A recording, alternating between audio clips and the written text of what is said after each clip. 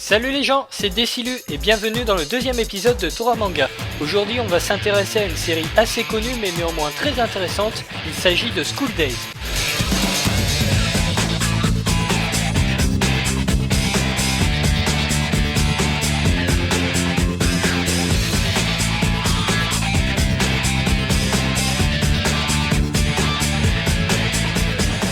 School Days est à la base un visual novel ou plutôt un simulateur de drague. Ce type de jeu on en retrouve littéralement par centaines au Japon, mais celui-là s'est démarqué grâce à son animation. En effet, on peut ici parler d'un véritable film interactif. D'habitude, on a sur le tout droit une succession d'écrans fixes avec beaucoup de texte, un peu comme Professeur Layton ou Phoenix Wright pour les connaisseurs. Mais adapter un jeu vidéo en animé et en manga papier, c'est toujours un pari risqué, surtout si c'est un simulateur de drague. C'est pourtant le défi que se sont lancés les créateurs de School Days, et dans cette vidéo, je vais vous parler exclusivement de l'animé contenant 12 épisodes. Tout d'abord, le scénario. Makoto est un lycéen banal qui, un jour, en prenant le train, tombe amoureux d'une fille de son lycée, Kotonoha. Il décide de la prendre en photo car selon une légende urbaine, prendre une fille en photo sans qu'elle ne le remarque la fera miraculeusement tomber dans vos bras.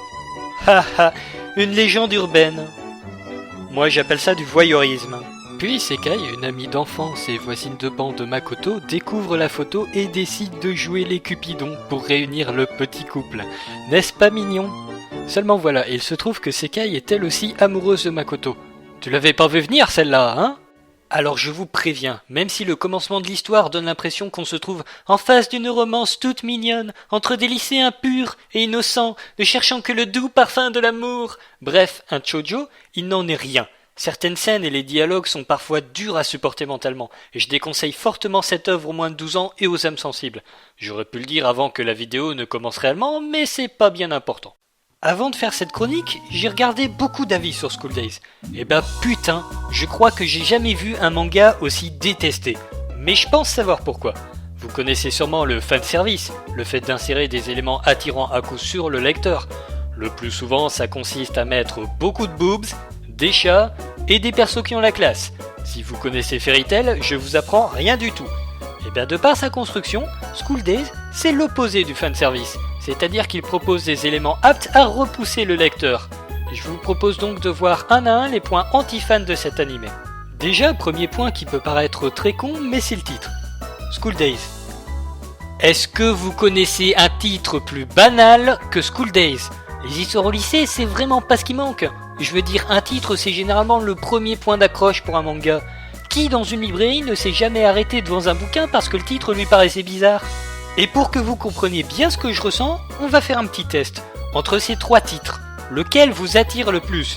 Le prometteur Battle Royale, la mystérieux Unhover, ou juste School Days ? Non, je vous influence pas du tout. Point suivant, ce sont les téléphones portables. J'ai rarement vu un animé utiliser autant de téléphones, et ici c'est chiant. J'ai rien contre l'idée du téléphone en lui-même. Dans Durarara, par exemple, c'est parfaitement bien exploité. Mais franchement, expliquez-moi pourquoi j'irais me faire chier à lire des mots sur un écran fixe. Dans un animé. Alors bien sûr, je ne m'attends pas à un chef-d'œuvre comme avec les studios Ghibli, mais faut pas non plus se foutre de notre gueule. On voit clairement que le budget d'animation n'est pas parti dans l'opening. Et quand c'est pas sur un portable, c'est sur un putain de cahier. Sérieux, l'animé est très lent de base, alors pourquoi nous mettre des trucs qui cassent encore plus le rythme ? Bon, je réalise que tout ça, ce n'est que des petits détails, mais maintenant, fini de rire, puisqu'on s'attaque au point le plus contesté de l'animé, ses personnages.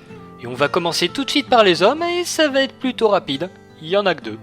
Tout d'abord, on a Taisuke. J'ai pas grand chose à dire, si ce n'est que c'est un maladroit, un pervers, un abruti, et accessoirement le meilleur ami du héros. Il n'existe que pour justifier le fait que School Days ne soit pas à 100% un harem et apporte une petite touche comique à l'œuvre. Cependant, on aura très vite fait de l'oublier, j'ai même dû faire une petite recherche internet pour me souvenir de son nom. Ensuite, on a le héros de l'histoire, Makoto Ito. C'est un lycéen tout ce qu'il y a de plus banal et il est très facile de s'identifier au personnage. Mine de rien, c'est une idée géniale car oui, le héros n'a aucune personnalité, mais quand on sait que le scénario du jeu vidéo se développe en fonction des choix du joueur, alors le fait d'avoir mis un héros vide de tout sentiment au début de l'histoire, c'est juste une adaptation parfaite. Malheureusement, l'intrigue nous imposera très vite un Makoto égoïste, ne ressentant que trop rarement une once de culpabilité, malgré des décisions immorales. Alors oui, il est perdu dans ses sentiments amoureux et se fait souvent manipuler par la gente féminine, mais clairement, ce mec est construit comme un anti-héros et presque tout chez lui le rend détestable.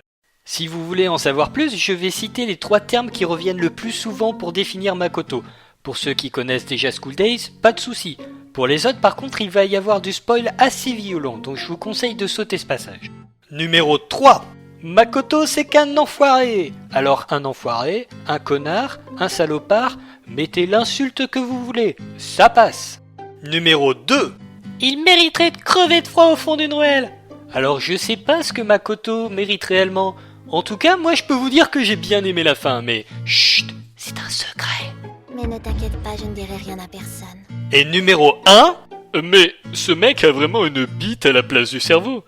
Car vous vous en douterez assez rapidement, Makoto est loin d'être un modèle en matière de fidélité. En effet, il ne trompera pas sa petite amie Kotonoha une fois, il ne la trompera pas 2 fois. Eh oui mes amis, 8 fois. Passons maintenant au casting féminin. J'ai dit que Makoto était détestable, et bien Makoto c'est un bébé chihuahua à côté de toute cette bande de charognes. Car oui, 80% des filles de cet animé sont des véritables putes. Je dis ça dans le sens où elles sont mauvaises, perfides et égoïstes.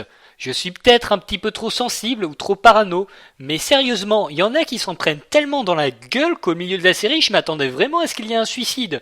À côté de ça, n'importe quelle télé-réalité, c'est le pays de Casimir. C'est toi qui as cassé ça, tu veux pas que je te lèche les pieds, non? Je t'ai proposé une fois. Anaïs, je t'ai proposé, d'accord? Tu dis, on fait des... Ouais, je suis là. Ben moi aussi, je fais ce que je veux. Et tu ramasses, c'est ta chambre. C'est toi qui as tout cassé, je suis pas ton pigeon. On n'est pas des pigeons. Tu veux pas tout casser? Malgré ça, un personnage arrive à se démarquer de cette bande de harpies. Une fille présente depuis le début de l'animé et pourtant toujours restée dans l'ombre, sur laquelle j'ai très vite misé toutes mes espérances. Cette fille décide de sortir de sa cachette et à l'aide d'un raisonnement sans faille et de sa détermination, illumine enfin School Days d'un soleil radieux et merde. Pourquoi toi, Setsuna? Pourquoi toi aussi? Je vais pas m'attarder sur Sekai et Kotonoha, d'une part parce que je pourrais difficilement le faire sans spoiler. Tu viens de le faire, espèce de connard! Ta gueule! Et d'autre part parce que le point fort de ces personnages, c'est leur évolution, ou plutôt leur réaction face aux épreuves qui les attendent. Mais ça, je vous laisse le découvrir. Bon, il est temps de dire ce que j'ai pensé de l'animé, il n'est clairement pas dans mon top 10 et je le rematerai pas avant longtemps, mais je l'ai bien aimé.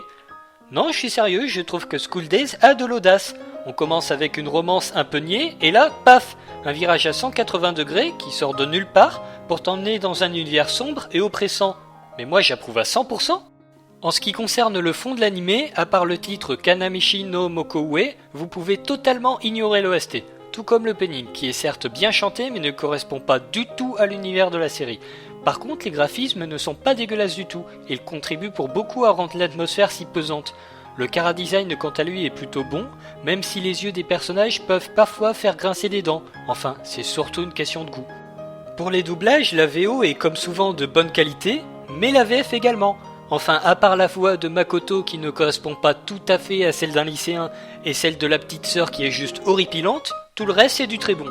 Mention spéciale à la doubleuse de Kotonoha qui dans les derniers épisodes a fait un effort remarquable.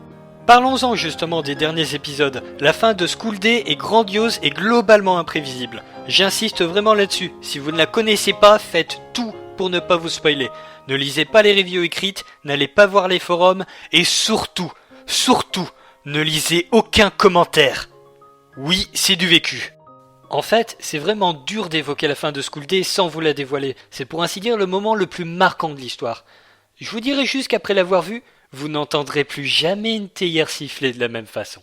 Enfin, sachez qu'il existe 2 OAV vraiment sympas et basés sur l'humour, se déroulant à peu près au milieu de la série. Le premier sur la Saint-Valentin est assez what the fuck, le second est vraiment what the fuck et surtout totalement fait pour du fanservice.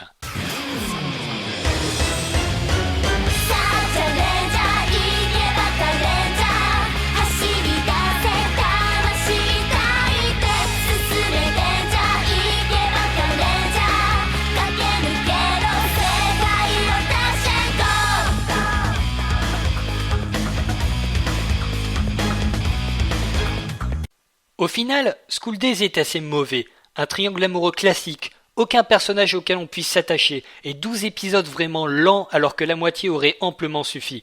Cependant, il possède une qualité que les autres mangas de ce genre rêveraient d'avoir, l'originalité. Donc si vous avez le cœur solide et que vous n'êtes pas dépressif, je vous le conseille. Essayez de tenir au moins jusqu'à l'épisode 5, mais si vous n'accrochez pas à l'ambiance de la série, alors ne vous forcez pas, et allez directement voir les 6 dernières minutes si le cœur vous en dit. Cet épisode de Toramanga est maintenant terminé, je tenais sincèrement à vous remercier pour l'accueil que vous avez fait à cette chronique, vraiment merci. Laissez un pouce bleu si cette vidéo vous a plu et n'hésitez pas à me faire part de vos impressions dans les commentaires. Je les lis tous et j'essaye de répondre à la plupart d'entre eux. Pour les petits nouveaux qui n'auraient pas vu ma première vidéo, je vous invite à aller la regarder. Et enfin, portez-vous bien et pensez à vous abonner pour ne pas rater le prochain épisode de Toramanga.